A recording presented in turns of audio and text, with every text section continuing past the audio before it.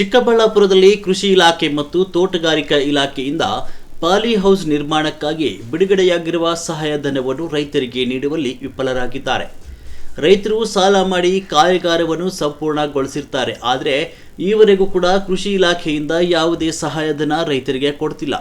ಕೃಷಿ ಕಚೇರಿಗೆ ಹೋಗಿ ಕೇಳಿದರೆ ಸಬೂಬುಗಳನ್ನು ಹೇಳಿ ವಾಪಸ್ ಕಳಿಸ್ತಾ ಇದ್ದಾರೆ. ಇದನ್ನು ಅರಿತ ಹಸಿರು ಸೇನೆಯವರು ಕೃಷಿ ಇಲಾಖೆಗೆ ಭೇಟಿ ನೀಡಿ ಕೃಷಿ ಅಧಿಕಾರಿಯನ್ನು ವಿಚಾರಿಸಿದಾಗ ಅವರು ಉಡಾಫೆ ಉತ್ತರವನ್ನು ನೀಡುವುದರ ಮೂಲಕ ರೈತರ ಸಮಸ್ಯೆಗೆ ಸ್ಪಂದಿಸ್ತಾ ಇಲ್ಲ.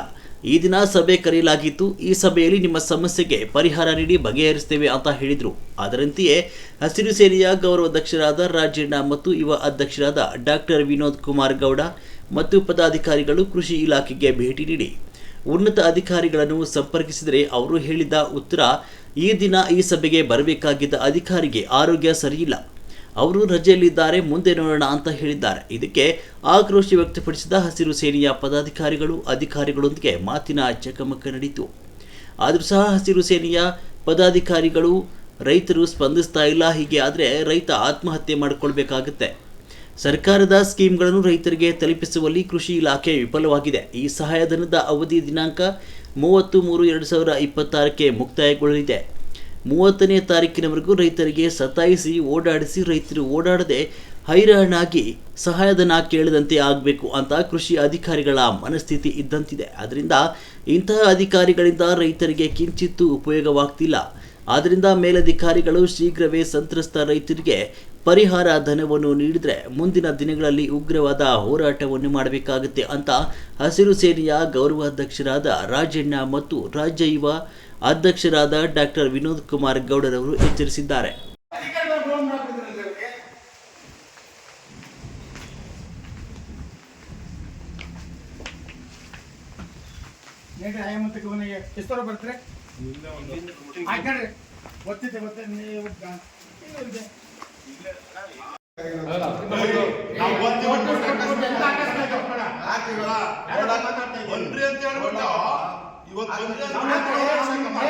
ನೀವು ಅಷ್ಟೇನೆ, ನೀವು ಎಲ್ಲರೂ ಒಬ್ಬರಿಗೆ ಕಾಣಿಸ್ಬೇಕು. ನಾನು ಕೆಲಸ ಅದು ನಿಮ್ಗೆ ರೂಲ್ಸ್ ಆದ್ರೆ ಈಗ ಅಧಿಕಾರಿಗಳು ಅಧಿಕಾರಿಗಳೆಲ್ಲೇ ಹೋಗ್ಬೇಕು, ಮೂವ್ಮೆಂಟ್ ರಿಜಿಸ್ಟರ್ ಮಾಡೋ ಸೈನ್ ಮಾಡ್ಬೇಕು ತಾನೆ, ಕಾನೂನು ಇದೆ ತಾನೆ. ರೈತರು ಗೊತ್ತಾಗ್ತಾರೆ ಕದ್ದೋಗ್ತಾರ, ಇಲ್ಲೇ ಒಳ್ಳೆ ಕಷ್ಟ ನೋಡು, ಅದಕ್ಕಷ್ಟು ವಿಧಾನಸೌಧಕ್ಕೆ ನೀವು ಐ ಡಿ ಕಾರ್ಡ್ ಇಲ್ವಾ ಸರ್? ನೀವು ಇಲ್ಲಿ ವರ್ಕ್ ಮಾಡ್ತೀರಾ ಅಂತ ನಮ್ಗೆ ಹೆಂಗ್ ಗೊತ್ತಾಗುತ್ತೆ? ಹೌದು, ನೀವು ಐ ಡಿ ಕಾರ್ಡ್ ಹಾಕಿದ್ರೆ ಗೊತ್ತಾಗ್ತಂದ್ರೆ ನೀವು ವರ್ಕ್ ಮಾಡೋದು ಇಲ್ಲಿ ಜನ ನೋಡಿ ಇಲ್ಲಿ ಮಾಡವ್ರು ಇವರು ರೀಸೆಂಟ್ ಆಗಿ ಬಂದಿರೋದು ಯಾವ ಬರಲಿ ಬಂದ್ರು ಐ ಡಿ ಕಾರ್ಡ್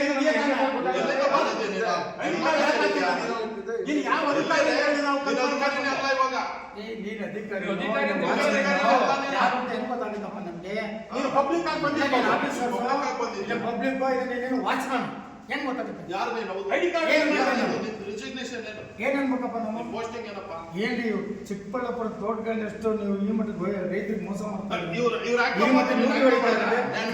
ಬೇರೆಲ್ಲ ಎಷ್ಟೇ ಲೂಟಿಗೆ ಕೆಲಸ ಮಾಡ್ತಾರೆ. ನಿಮ್ಮ ಬುದ್ಧಿ ಕಲಿಸ್ಬೇಕಂದ್ರೆ ನಾವು ಕಲಿಸ್ತೀವಿ. ಎಷ್ಟು ವರ್ಷ ಕೆಲಸ ಮಾಡ್ತಾ ಇದ್ದೀರಾ? ಟ್ರಾನ್ಸ್ಫರ್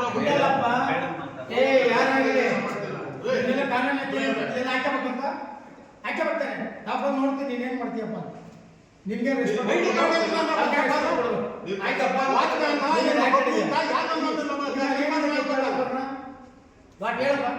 ಇಲ್ಲಿ ಅಧಿಕಾರಿಗಳನ್ನು ತಿಳ್ಕೊಳ್ಳೋದು ಹೆಂಗೆ ಸರ್? ಇವರು ಮಾಮೂಲಿ ನೀವು ಹಾಕೊಂಡಿದ್ದಾಗ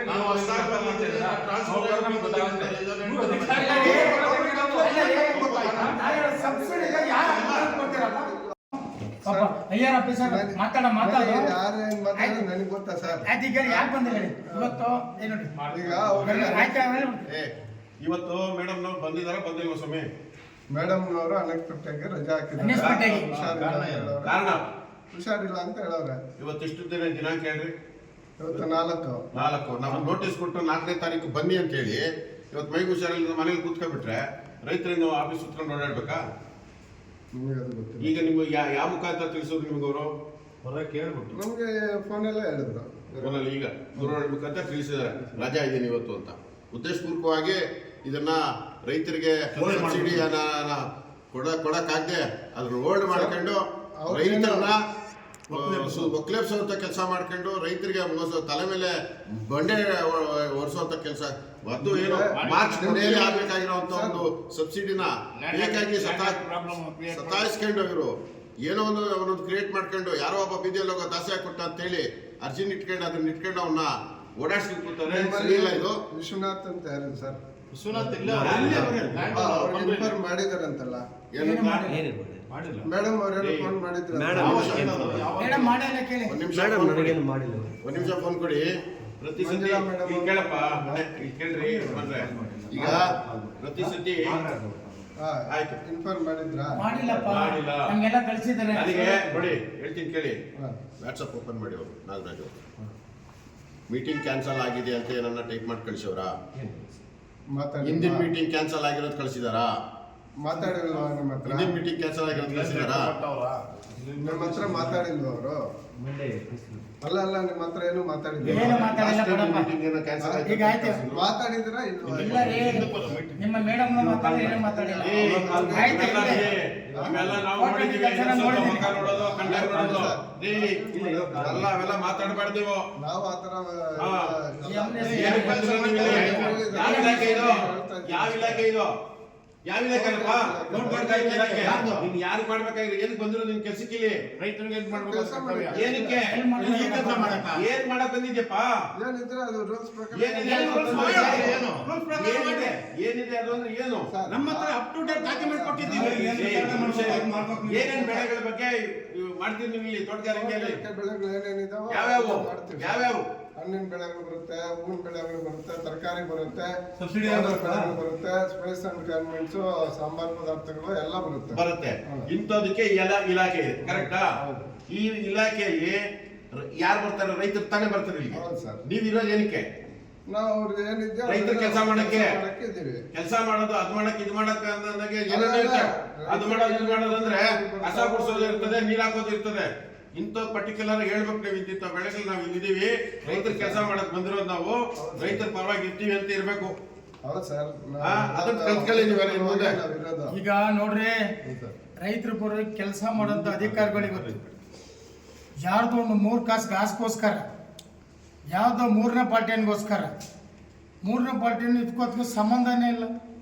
ಇಲಾಖೆಗೂ ನಮಗೂ ಸಂಬಂಧ ಇಲ್ಲ, ಅವನು ರೈತಂಗೂ ಅವನು ಸಂಬಂಧ ಇಲ್ಲ. ಯಾವುದೋ ಒಂದು ಅರ್ಜಿ ಕೊಡ್ತಾನೆ, ಆಯಿತು ಅರ್ಜಿ ಪರಗೆ ಎಲ್ಲ ಕೊಡ್ತಾರೆ, ಅರ್ಜಿ ಕೊಡಲಿ. ಅದಕ್ಕೆ ಪರೀಕ್ಷೆಯನ್ನು ಮಾಡೋರು ಅಧಿಕಾರಿಗಳು.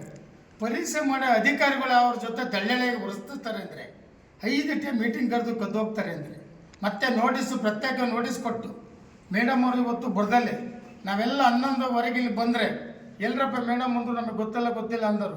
ಫೋನ್ ಮಾಡಿದಾಗ ಈಗ ಹೇಳ್ತಾರೆ ಅವರು ಹಾಸ್ಪಿಟ್ಲಿಗೆ ಹೋಗಿದ್ದಾರೆ. ಒಂದ್ಸತಿ ಏನಾದ್ರು ನರಸಿಂಹಮೂರ್ತಿ ಹಾಸ್ಪಿಟಲ್ ಅಡ್ಮಿಟ್ ಆಗಿರಂತೆ. ಈಗ ಕೇಳಿದ್ರೆ ಮೇಡಮ್ ನಾರಾಯಣ ಸ್ವಾಮಿ ಅಡ್ಮಿಟ್ ಆಗಿದೆ ಅಂತ ಒಬ್ಬರು ಹೇಳ್ತಾರೆ. ನಾರಾಯಣ ಸ್ವಾಮಿಗೂ ಅಧಿಕಾರಿಗೆ ಏನು ಸಂಬಂಧ ಇಲ್ಲ. ಆಮೇಲೆ ಬರ್ತಾರೆ ಆಫೀಸಿಗೆ ಬಂದು ಕೇಳಿದಾಗ ಇವ್ರು ಹೇಳ್ತಾರೆ, ನಿಮ್ಮ ಹೆಸರು ಏನಪ್ಪ? ರಾಘವೇಂದ್ರ ಅಂತ. ಈಗ ಏನಿಲ್ಲಿ ಕೆಲಸ ಮಾಡ್ತಿದ್ರಲ್ಲ, ಈಗ ಇವ್ರು ಹೇಳ್ತಾರೆ ನಮ್ಮ ಮೇಡಮ್ ಅವ್ರು ಅಡ್ಮಿಟ್ ಆಗ್ಯಾರೆ. ಒಂದು ಕಾರಣ ಬೇಕಲ್ಲ ಇದ್ಕಿದಂಗೆ. ಅದೆಲ್ಲ ಆಯ್ತಿರ್ಲಿ, ತಡೆಯಪ್ಪ. ಅದೆಲ್ಲ ಮಾತಾಡಿದ್ಮೇಲೆ ಆಮೇಲೆ ತಡೀರಿ, ಇವತ್ತೆಲ್ಲ ಪ್ರಾಜೆಕ್ಟ್ ಮಾಡಿ ಈ ರೈತ ಕೋಟಿ ಗಂಟ ಪ್ರಾಜೆಕ್ಟ್ ಮಾಡಿ ಇವತ್ತು ಆ ಜಮೀನಲ್ಲಿ ಬೆಳೆದು ಮಾರ್ಚ್ ಎಂಡ್ ಇವತ್ತು ತಿಂಗಳು ಸಬ್ಸಿಡಿ ರಿಲೀಸ್ ಹಾಕ್ಬೇಕು. ಪಾಪ ಅವನಿಗೆ ಕೊಡ್ಬೇಕು, ಬಂಡವಾಳ ಹಾಕಿದ್ದಾನೆ, ಭಾರಿ ಅದ್ಭುತವಾಗಿ ಫಾರ್ಮ್ ಹೌಸ್ ಕಟ್ಟಿದ್ದಾನೆ, ಮಾಡ್ತಿದ್ದಾನೆ. ಹಿಂದನಿಗೆ ಇವರೆಲ್ಲ ಸೇರಿ ಅಧಿಕಾರಿಗಳು ಇವ್ರಿಗೆ ತೊಂದರೆ ಕೊಡಬೇಕು ಅಂತ ಹೇಳಿ ಆಮೇಲೆ ಮಾತಾಡ್ತಾರೆ. ಈ ಮೇಡಮ್ ಅವರೆಲ್ಲ ಒಬ್ರಿಗೆ ಫೋನ್ ಮಾಡಿ, ಎಷ್ಟು ದಿನ ಬರ್ತಾರೆ ಬಿಡ್ರಿ, ಬರ್ತಾರೆ ಹೋಯ್ತಾರೆ ಅಂದರೆ ಇಡೀ ರಾಜ್ಯದ ರೈತರು ಇವರು ಮೇಡಮ್ ಅವ್ರಿಗೆ ಗುಲಾಮರಾಗ್ಬಿಟ್ಟಿದ್ದೀವಿ ನಾವು. ಈಗ ಗೊತ್ತಾಗಬೇಕು ಇವತ್ತು ಯಾರು ಅಂತ. ಇವತ್ತು ಮೀಟಿಂಗ್ ಕರೆದು ಬಂದಿಲ್ಲ, ಇವರೇ ಎಲ್ಲ ವೆರಿಫಿಕೇಷನ್ ಮಾಡಿದ್ದಾರೆ, ಐಡೆಂಟಿಫೈ ಮಾಡಿದ್ದಾರೆ, ವರ್ಕ್ ಆರ್ಡರ್ ಕೊಟ್ಟಿದ್ದಾರೆ, ಕೆಲಸ ಮಾಡಿದ್ದಾರೆ. ಇವತ್ತು ಅವ್ರ ದುಡ್ಡನ್ನ ಕಿತ್ಕೊಂಡು ತಿನ್ನಕ್ಕೆ ಅವ್ರ ದುಡ್ಡು ಬರ್ದಂಗೆ ಇವತ್ತು ತೋಟಗಾರಿಕೆ ಅನ್ಯಾಯ ಮಾಡ್ತಾವ್ರೆ ಅಂದರೆ ಫಸ್ಟು ಯಾರ ಮೇಲೆ ಆಕ್ಷನ್ ತಗೋಬೇಕು? ತೋಟಗಾರಿ ಅಧಿಕಾರಿಗಳು ಯಾಕೆ ಕಾರಣ ಕೊಟ್ಬಿಟ್ಟು ಅವ್ರಿಗೆ ತೊಂದರೆ ಕೊಡ್ತಾರೆ ಅಂತ ಗೊತ್ತಾಗಬೇಕು. ಅದನ್ನೇ ಕೇಳಿದ್ವಿ, ಏನು ಯಾಕೆ ಮೊನ್ನೆ ಈ ತೊಂದರೆ ಕೊಡ್ತಾ ಇದೆ ಅಂದರೆ 5 ದಿವಸ ಕರ್ಸ್ಕೊಂಡಿದ್ರು, 1 ದಿವಸ 2 ದಿವಸ ಆಯ್ತು. ನೋಟಿಸ್ ಕೊಟ್ಟೇನೆ ಅಂದರೆ ಅವ್ನು 5 ದಿವಸ ಬರಲ್ಲ ಅಂದರೆ ತಕ್ಕಾಗಿ ನೋಟಿಸ್ ಕೊಟ್ಟ ಅವನಿಗೆ. ಮುಂದಿನ ಕಾರ್ಯಕ್ರಮ ನೀವು ರೂಪಿಸ್ಬೋದಾಯ್ತಲ್ಲ. ಯಾವ್ದಕ್ಕೋಸ್ಕರ ಯಾವ ಮಾನದಂಡ ಮೇಲೆ ಮಾಡ್ತಾರೆ ಅಂತ ಇವತ್ತು ಇಡೀ ರಾಜ್ಯಕ್ಕೆ ಗೊತ್ತಾಗಿದೆ, CS ಗೊತ್ತಾಗಿದೆ, ನಿಮ್ಮ DD ಅವ್ರಿಗೆ ಗೊತ್ತಾಗಿದೆ. ನಾವು ಎಲ್ಲಿಂದ ಸೀದಾ ಲಾಲ್ಬಾಗ್ ಬರ್ತಾ ಇದ್ವಿ, ಉತ್ತರನ ಕೊಡಬೇಕು. ಆಮೇಲೆ ಇಂಥ ಅಧಿಕಾರಿಗಳು ತಕ್ಷಣಕ್ಕೆ ಅಮಾನತಾಗಬೇಕು. ಇದು ನಮ್ಮ ಹೋರಾಟ. ಈಗ ತಕ್ಷಣಕ್ಕೆ ಲಾಲ್ ಬಾಗಿಗೆ ಬರ್ತಾ ಇದ್ದೀವಿ, ಉತ್ತರನ ಅಲ್ಲಿ ಕೊಡ್ಬೇಕು, ಅಲ್ಲಿ ಕರ್ಸ್ಕತ್ತೀವಿ. ಈ ರೈತಿಗೆ ಏನಾರು ಒಂದು ಚೂರು ಈ ಅಧಿಕಾರಿಗಳು ಈ ರೈತ ಏನಾರು ಕೊಡದಲ್ಲೇ ಬ್ಲಾಕ್ ಮೇಲ್ ಮಾಡಿದ್ರೆ ಇವರು ಸಸ್ಪೆಂಡ್ ಆಗ್ತಾರೆ. ಸೆಕ್ರೆಟರಿಯೇಟ್ ಆಫೀಸ್ಗೆ ಹೋಗ್ತಾರೆ. ಈಗ CS ಸೆಕ್ರೆಟರಿ ಮತ್ತೆ ಲಾಲ್ ಬಾಗ್ ಅಲ್ಲಿಗೆ ಹೋಗ್ತಾ ಇದೀವಿ. ಇಂಥ ಅಧಿಕಾರಿಗಳು ಅಮಾನತ್ ಆಗ್ಬೇಕು, ಈ ಕೂಡಲೇ ಅಮಾನತ್ ಆಗ್ಬೇಕು, ಈ ಕೂಡಲೇ ಇವ್ರ ಮೇಲೆ ನೋಟಿಸ್ ಆಕ್ಷನ್ ತಗೋ. ಇದು ರೈತ ಸಂಘದ ಎಚ್ಚರಿಕೆ. ಇದು ಖಡಕ್ ಮಾತು ಇರುತ್ತೆ. ರೈತರಿಗೆ ನೊಂದ ರೈತರಿಗೆ ಏನಾದ್ರು ತೊಂದರೆ ಆದರೆ ಆಗ ಅಮಾನತಕ್ಕೆ DD ಮೇಡಮ್ನೇ ನೇರಗುಣ ಆಗ್ತಾರೆ. ಮಾತಾಡ್ತೀರಿ ನೀವು ಈಗೇನಾಗ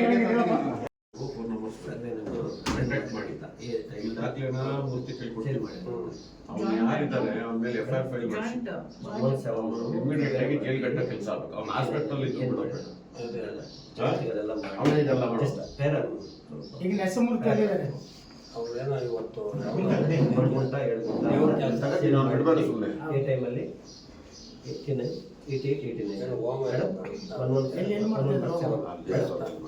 ಅಲ್ಲ, ನೀವು 2 ಸತಿ 3 ಸತಿ ಒಂದಿಲ್ಲ, ಬರೀ ನಾವೇನೋ ಒಂದು ಸತಿ ಒಂದು ಎಡವಟ್ ಆಗಿದ್ದಕ್ಕೆ ನೀವು ನೋಡಿ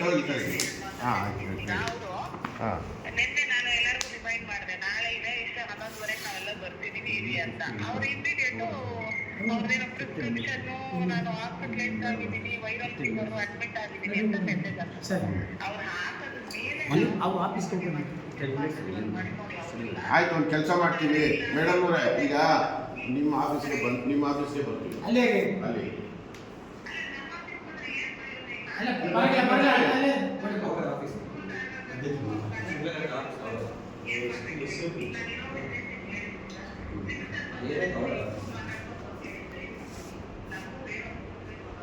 ಅಲ್ಲ 6 to 7 ಕರ್ಕೊಂಡು ಮುಂದೆ ಹೋಗ್ತಾ ಇದ್ರೆ ಚೆನ್ನಾಗಿರೋಲ್ಲ ಮೇಡಮ್. ಇದು ಒಂದು ಫೈನಲ್ ಆಗಬೇಕಲ್ಲ. ನೋಡಿ ಮೇಡಮ್ ಅವರೇ, ಈ ನಮ್ಮ ಮೇಡಮ್ ಅವರು ಬೇರೆ ಸಂಘಟನೆಗಳನ್ನು ನೋಡ್ಬೋದು. ಈ ನಮ್ಮ ಸಂಘಟನೆ ಏನಿದೆ ಅಂತಂದರೆ ನಾವೇನಿಲ್ಲ, ನಾವು ಇಲ್ಲೇ ಠಿಕಾಣಿ ಹೊಡ್ತೀವಿ, ಇಲ್ಲೇ ಉಳ್ಕೊಬಿಡ್ತೀವಿ. ನಾವು ಅದು ಯಾರು ಮಾಡೋಕ್ಕಾಗಲ್ಲ. ಸಂಘಟನೆಗಳು ಇವತ್ತು ಬರ್ತವೆ, ನಾಳೆ ಹೋಗ್ತಾರೆ. 2 ದಿವಸ ಬರ್ತಾರೆ, 3 ದಿವಸ ಬಂದು ಓಡಾಡ್ಕೊಂಡು ಹೊರಟೋಗ್ತಾರೆ. ನನ್ನ ಮನೆ ಬಾವ್ರು ಏನೋ ನಿಂತಂದರೆ ಆ ಮನುಷ್ಯಂತ ಕಿತ್ತಾಕ ಕೇಳಿ ಆ ಮೇಡಮ್ಗೆ.